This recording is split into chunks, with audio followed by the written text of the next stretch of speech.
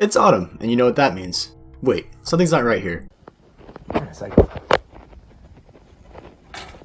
Is it March? Well, maybe March, but that doesn't mean I'm not going to talk about my favorite game that embodies the fall season for me. That's right, it's Night in the Woods. And let me just say now, this is the only game where in the first couple moments, you learn about the death of a main character's grandfather, then immediately after learn about her fantasies with the soda brand mascot. It's a certain type of charm that feels off-putting and comedic at the same time. And that's pretty much the entire game. But I'm getting ahead of myself, so let's just begin at the beginning. You play as 20-year-old May Borowski? Borowski. Okay.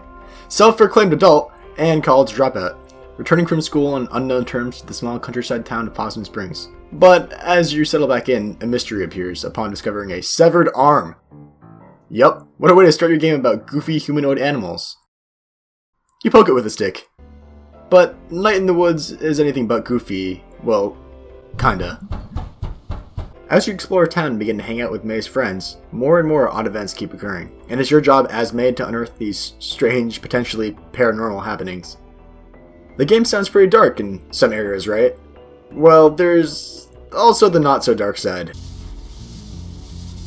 Yeah, there really is a lot to unpack here.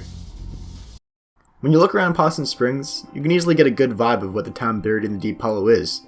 An old place covered in history that's struggling to stay afloat both literally and figuratively. Floods and sinkholes don't lie. As you walk around and greet townsfolk, it seems like mostly everybody knows each other, and May especially. Some for her lighthearted antics, and others for her not-so-lighthearted antics.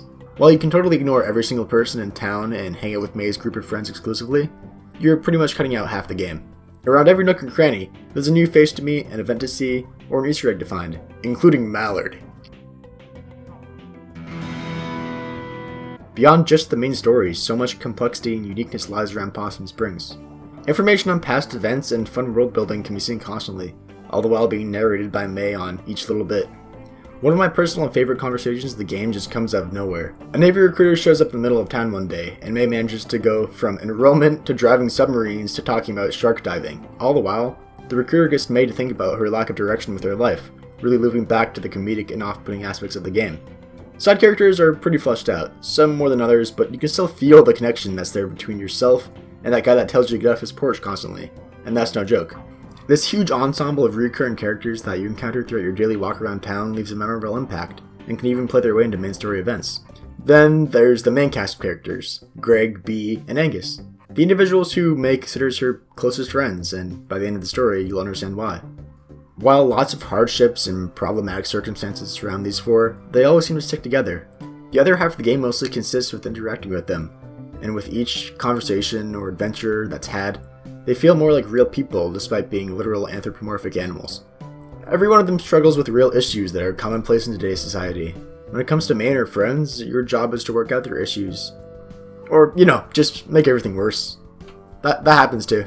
In general, the stuff you can do with each friend varies a lot because of their distinct personalities. Mainly, you get to choose to hang out with Bee or Greg. Something I find kind of amusing is how much polar opposites Greg and Bee are. You can go from grocery shopping with Bee to stealing giant decommissioned play robots from an old grocery store with Greg, and somehow both are equally fun.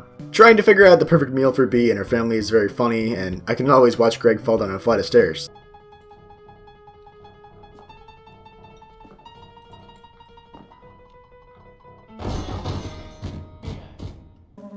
You killed him! You killed him and now he's dead! Mom, quit touching me. Even for the only slight amount of time you spend with Angus, you learn a lot about this big literal bear.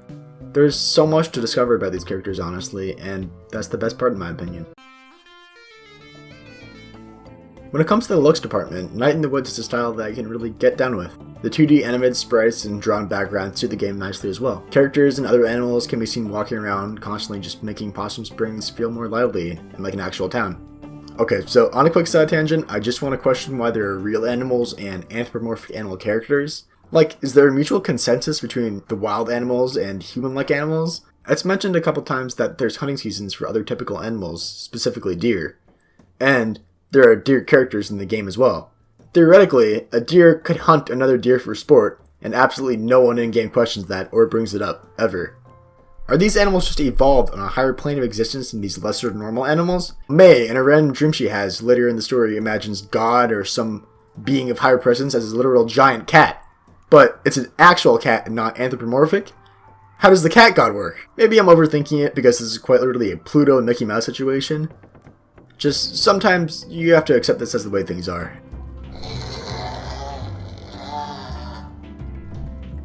Anyways, back to the graphics. Details in certain environments just feel right. Ominous graveyards with goth teenagers, spooky historical sites, an empty mall. These are only a few of the atmospheres the game nails throughout the entire experience and create a sense of what all these places mean while being encompassed by the overall theme of struggling small town. Then there's the gameplay, which there's a surprisingly large amount of for a narrative-driven game, such as beating things with a bat, platforming, all sorts of first-person hand action, and the band segments. Okay. Alright, yeah, here we go. This is okay. Alright, we got it. What the fuck? What? No! There's a level of interactivity with the story to feel like you aren't just constantly seeing through walls of text. These moments often mix things up with fun minigame-centric gameplay within most of these story segments, ranging from knife fights to the aforementioned grocery shopping, to Greg falling down the stairs. A nice extra addition in the game is another game. Calling back to early 2000s MMORPGs, you can find a game called Demon Tower on May's old laptop. It's also very difficult. The tight controls and quick reaction time reminded me of literally any Soulsborne game, just with a simultaneously cutesy and dark art style. Look at this magic duck. He's adorable, and he shoots fireballs. Wait. Other than that, bosses are challenging, and whenever you die, it's the whole level over again. Crushingly hard isn't my preferred playstyle, because I'm a big baby who can't handle the extended level of thinking it takes to play difficult games.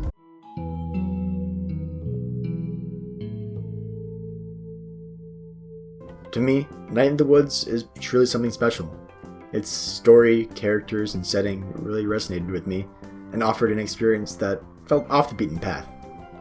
I find it hard to really conclude this video with just words, so rather than listening to me talk some more, I'll let the game do it for me. Let's go! Oh, I have to click stop.